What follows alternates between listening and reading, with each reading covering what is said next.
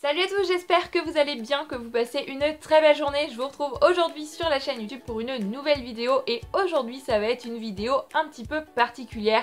Ça va être une vidéo, on se pose et on blablate. On blablate sur quoi aujourd'hui? On blablate sur la lecture en VO et plus précisément la lecture en langue anglaise.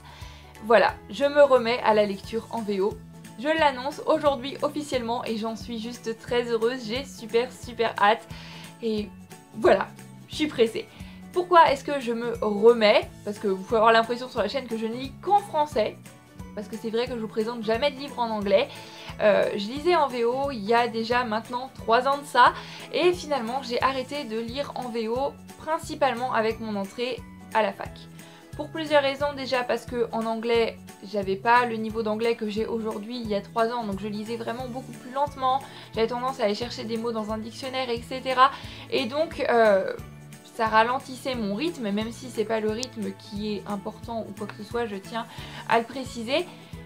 Mais voilà, je lisais plus lentement et je suis entrée à l'université, donc j'avais pas forcément envie de passer un mois sur un livre en plus des cours, donc j'avais beaucoup moins de temps de lecture. Là j'aurais passé 2 mois sur un livre, voilà. Et aussi mon entrée à l'université a joué là-dessus parce que j'ai fait une licence d'anglais au moment où je tourne cette vidéo. On est le samedi 13 mai, donc normalement j'ai hier terminé mes partiels, youpi! Et je suis dans l'attente de mes résultats, donc pour savoir si j'ai validé ou non ma licence d'anglais. Et là c'est pour moi la fin de mes études, voilà. Fermons cette parenthèse. Mais comme j'étais en licence d'anglais, je faisais de l'anglais toute la journée, j'avais des cours en anglais, je lisais en anglais, j'entendais anglais, j'écrivais anglais, je parlais anglais. Et voilà, j'avais pas forcément cette envie, lorsque sur mon temps de loisir personnel, de lire encore en anglais, même si l'anglais c'est une langue que j'adore, que j'aime énormément, tout comme la culture anglophone. C'est d'ailleurs pour ça que j'ai choisi d'en faire mes études. Voilà, c'est vraiment un truc qui me passionne, un truc que j'aime énormément. Mais j'avais pas envie encore de faire de l'anglais. C'est un petit peu comme si j'avais eu ma dose d'anglais dans toute la journée. Mais maintenant, comme je vous l'ai dit, mes études sont terminées et je pense que ça va énormément me manquer d'une part. Et d'autre part, ce serait un petit peu bête de perdre le niveau de langue que j'ai acquis durant ces 3 années un petit peu intensives d'anglais, si je puis dire.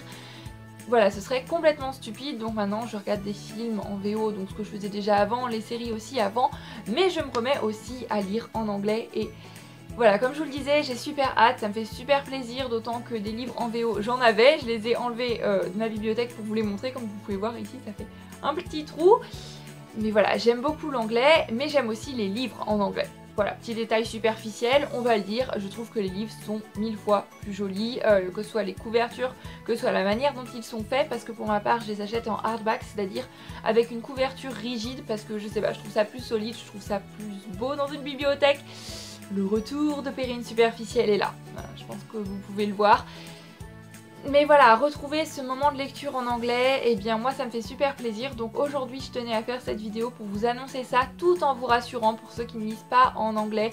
Il n'y aura pas que des revues de livres que je lirai en anglais, je ne lirai pas que en anglais, mais je lirai plus que ce que je ne lis déjà. Sachant que ce que je lis en ce moment en anglais relève, à part mes livres de cours dont je ne vous parle pas, de zéro. Ça risque pas d'être très compliqué, n'est-ce pas? Voilà. Donc trêve de blablatage, je vais vous montrer tous les livres que j'ai en ma possession en VO et donc que je vais lire, relire, que j'ai déjà lu dans les prochains temps. Donc c'est ceux-là en anglais que vous allez voir sur la chaîne, voilà, dans les jours qui vont venir, tout en voyant encore bien évidemment des livres en français. Mais quand ce sera un livre en anglais, il sera tiré de cette liste-là. On commence sans plus tarder avec une trilogie. Alors quand je vous parlerai de livres que je lis en anglais, s'ils sont parus en français, bien évidemment je vous le dirai, je vous dirai la maison d'édition. Voilà, je comprends que tout le monde ne veuille pas ou même ne puisse lire en anglais ou dans n'importe quelle autre langue. Voilà, refermons cette parenthèse et rentrons tout de suite dans le vif du sujet. Je suis tellement impatiente, tellement excitée que j'ai l'impression que cette vidéo est décousue. Cette vidéo, c'est un peu du n'importe quoi, hein. C'est du freestyle, mais on s'en fiche, ça fait plaisir, on y va. On commence donc avec une trilogie, comme je vous le disais, c'est la trilogie Serena Legacy avec le premier tome Of Poseidon de Anna Banks. C'est un tome que j'ai déjà lu il y a donc 3 ans de ça maintenant, que j'avais tout simplement adoré. L'auteur nous plonge dans l'univers des sirènes. J'avais lu aucun livre sur les sirènes avant, mais j'ai trouvé ça génial. Un univers ultra bien développé, de l'humour, des personnages attachants et je me souviens surtout d'une fin qui m'avait laissé sur les fesses, c'était génial. Et là vous vous dites, bah pourquoi est-ce que t'as pas continué avec la suite ou quoi, si c'était si bien que ça? Et ben tout simplement parce qu'à l'époque j'avais pas les moyens de m'acheter la suite et donc j'avais pas la suite et après je suis rentrée dans la fac et puis voilà, petit à petit c'est un petit peu passé à côté. Mais maintenant j'ai la suite, donc je vais pouvoir continuer la saga avec le tome 2 of Triton, toujours de Anna Banks, et le tome 3 of Neptune, et j'ai super hâte parce que cette saga, le premier tome était très prometteur, j'ai hâte de voir ce que donne la suite. Si vous ne lisez pas en anglais, pas de panique, c'est paru en français aux éditions Ada, avec les mêmes couvertures sublimes en plus, donc voilà, que demander de mieux? Mais c'était juste génial, donc j'ai hâte de continuer et de terminer cette trilogie. Voilà. Parce qu'en plus, une trilogie terminée donne le droit d'en commencer une nouvelle, donc ce serait vraiment génialissime. Et je pense que le prochain livre que je vais lire en VO, c'est une relecture du premier tome. C'est presque même quasiment sûr. On poursuit cette fois-ci avec un one-shot, il s'agit de Second Chance Summer de Morgan Matson et ce livre-là est paru aussi en français, je vous mets une image ici, L'été des secondes chances de Morgan Matson. Et j'avais adoré ce livre-là qui m'avait émue comme pas possible, c'était frais, c'était léger, je l'avais lu en plein été et c'était le moment parfait pour le lire. Il est quand même assez épais mais c'est assez très bien lu, donc si vous commencez en VO, je pense que vous pouvez vous tourner vers ce livre aussi si vous ne l'avez pas encore lu. On va y suivre, je ne sais plus comment elle s'appelle... Taylor, qui est une jeune fille qui vit avec ses parents et c'est l'été, ils vont partir en vacances dans une maison qu'ils ont au bord d'un lac. Mais elle a pas du tout envie d'y aller. Vraiment, elle n'aime pas du tout cette maison. En plus, elle a d'assez mauvais souvenirs la dernière fois qu'elle y est allée. Mais cette fois-ci, ils y vont pour une bonne raison. Son père va bientôt mourir et il a décrété qu'il voulait passer ses dernières vacances avec sa famille là-bas. Et donc, elle va prendre sur elle, elle va y aller. Et voilà, au cours de l'été, il va se passer divers événements. Et c'est un livre qui m'avait beaucoup chamboulé, beaucoup ému, que j'avais vraiment beaucoup aimé, sans pour autant que ce soit la lecture du siècle ou quoi, voilà. C'est un livre que j'ai en VO dans ma bibliothèque. Après, est-ce que je vais le relire? Pas pour l'instant, je pense, mais un jour peut-être. On poursuit encore une fois avec un one-shot.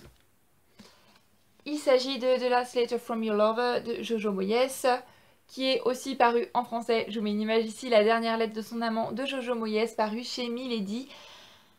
Là c'est pareil, c'est quand même une sacrée bricasse. Je ne l'ai pas encore lu, je pense le lire, oui bien évidemment, puisque je l'ai.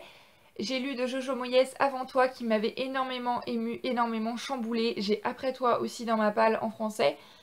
Mais là, il me semble qu'on est un petit peu sur de l'épistolaire ou quelque chose comme ça. Il est fort possible que je me trompe complètement, hein. J'ai pas du tout envie de savoir quoi que ce soit sur ce livre. J'ai vraiment envie d'y aller un petit peu à l'aveuglette. Mais voilà, il est sublime et l'histoire m'a l'air terriblement touchante. En tous les cas, si c'est aussi touchant qu'Avant toi, même si je sais pertinemment que ça ne traite pas du même sujet, je pense que ça ne peut que m'emballer, donc je vais me mettre dedans quand j'aurai plus de temps, c'est sûr et certain, parce que voilà, il est quand même épais, et comme je dis, même si maintenant mon niveau d'anglais s'est grandement amélioré, je lis quand même pas au même rythme que quand je lis en français, mais voilà, il est en bonne place sur ma liste des livres VO à découvrir, parce qu'il me fait quand même sacrément envie. On poursuit cette fois-ci encore avec une trilogie et je n'ai lu aucun livre de cette trilogie pour le moment, mais voilà, je l'ai eu en VO très gentiment par le Père Noël, donc... Bien évidemment que je vais la découvrir, en plus c'est une trilogie dont je n'ai entendu que de très bons avis, je pense que c'est fluffy, c'est léger, ça se lit tout seul. Il s'agit de Anna and the French Kiss, donc voilà c'est de Stephanie Perkins, donc j'ai le tome 1, le tome 2 Lola and the Boy Next Door et le tome 3 Isla and the Happily Ever After. Donc cette trilogie là je pense que je vais me lancer dedans une fois que j'aurai terminé Of Poseidon, parce que voilà, pourquoi pas... je termine de la VO, je reprends avec de la VO, ça me semble un petit peu une logique, voilà, selon ma logique à moi, ça me semble logique en tous les cas. Voilà, je sens que je suis tellement excitée que ce que je dis est complètement décousu, j'en suis vraiment désolée. Mais voilà, ça a l'air léger, ça a l'air frais, puis merci le Père Noël quoi. Parce que ça a l'air trop top. Même si je suis un petit peu deg que celui-ci soit pas dans la même édition que les autres, ça me perturbe grandement. C'est... Voilà, j'ai dit au Père Noël que... J'ai demandé, hein, pourquoi est-ce que celui-là, il n'était pas dans la même édition que les autres. Et le Père Noël, il m'a dit que il n'y avait plus cette édition-là. Mais qu'il avait bien fait attention et qu'il savait que j'étais un petit peu chiante avec ça. Mais je suis pas chiante. C'est juste une question d'esthétisme bibliothécain. Voilà, ça me semble logique. Mais malgré tout, ça a l'air génial. Sur la plage ou quoi, ça doit être parfait. Et on termine avec le dernier livre VO que je n'ai pas encore lu. Il s'agit d'un one-shot. Pareil, ça a l'air frais, ça a l'air léger, drôle. Il s'agit de Meant to Be de Lorraine Moril. Et voilà, rien que la couverture, c'est... Je pense que j'ai rien à dire là-dessus. Une histoire d'amour, ça a l'air drôle, comme je le disais. Un petit peu chick lit si vous voulez. Tout en étant de la YA, donc pourquoi pas. Là, je sais absolument rien là-dessus. Et peut-être qu'entre 2 tomes de Of Poseidon, je me plongerai dans celui-ci. À voir, en plus, il n'est pas très très gros. Et on termine maintenant avec 2 livres que j'ai déjà lus, mais si je les ai gardés pour la fin de cette vidéo, c'est que j'ai quelques petites explications à vous dire dessus et le pourquoi du comment je ne vais pas acheter la suite en VO. Voilà. On arrête de blablater et on en parle tout de suite. Donc le premier livre, il s'agit de Ruby Red de Kirsten Gear. J'ai un petit peu de mal aujourd'hui, donc tout simplement ce n'est pas de la VO anglaise parce que le livre a originalement, à l'origine, voilà, a été écrit en allemand. Donc Kirsten Gear est une autrice allemande. Je ne sais jamais si on dit une autrice ou une auteure.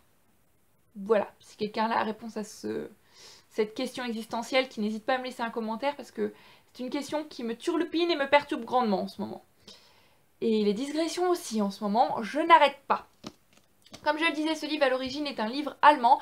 Je l'ai lu en anglais, je ne sais pas si c'est la traduction ou quoi, ou le fait que mon anglais à cette époque était pas peut-être pas assez bon pour me plonger dedans. Mais j'avais pas tellement accroché, je pense que j'avais pas tout compris, d'autant plus qu'on va parler de voyage dans le temps, c'est une histoire en elle-même qui est quand même assez complexe, donc peut-être que à ce moment-là c'était pas le bon moment pour le lire, même si maintenant je pense que j'arriverai à lire beaucoup de romans assez contemporains, je veux dire peut-être pas des classiques, mais si quelques classiques en anglais sans grande difficulté. Mais j'ai pas franchement envie du coup de me replonger dedans en anglais, sachant que c'est pas vraiment la version originale, même si, avouons-le encore une fois, ils sont sublimes. Je pense que je vais pas continuer en anglais. Je vais continuer la saga, mais je vais relire le premier tome en français, voilà, qui est paru à la bibliothèque. Non, pas paru à la bibliothèque. Qui est paru en français et qui est présent à la bibliothèque. Donc voilà, je l'ai réservé. Je vais relire le premier tome en français, ça va être plus simple que de le relire en anglais. Ça va aller beaucoup plus vite, comme ça après, hop, je pourrais me lancer dans la suite de la saga. C'est un petit peu dommage, mais voilà, il y a tellement de livres en VO qui me font envie, il y a tellement de sagas VO qui me font envie que j'ai pas trop envie de me lancer là-dedans.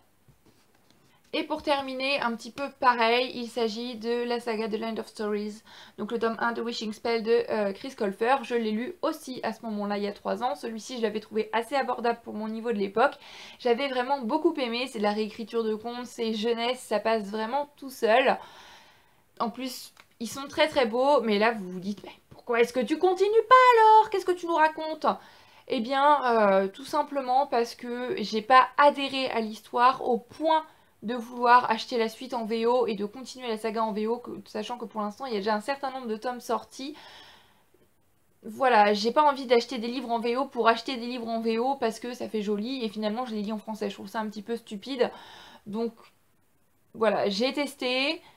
J'ai bien aimé, c'était sympa, divertissant, je vais lire la suite et pareil, j'ai réservé le premier tome en français à la médiathèque pour pouvoir relire très rapidement le premier tome, me replonger dans l'histoire et découvrir la suite, d'autant plus que j'ai entendu dire que la suite était vraiment moins bien que le premier tome et que c'était assez répétitif, donc j'ai vraiment pas envie d'investir voilà, dans de la VO qui finalement me fait pas tellement envie. J'ai envie que les livres que j'achète en VO soient des livres qui, voilà, qui me motivent à fond les ballons et que je vais presque sûrement adorer, voilà, que je suis presque sûre d'adorer déjà avant de partir.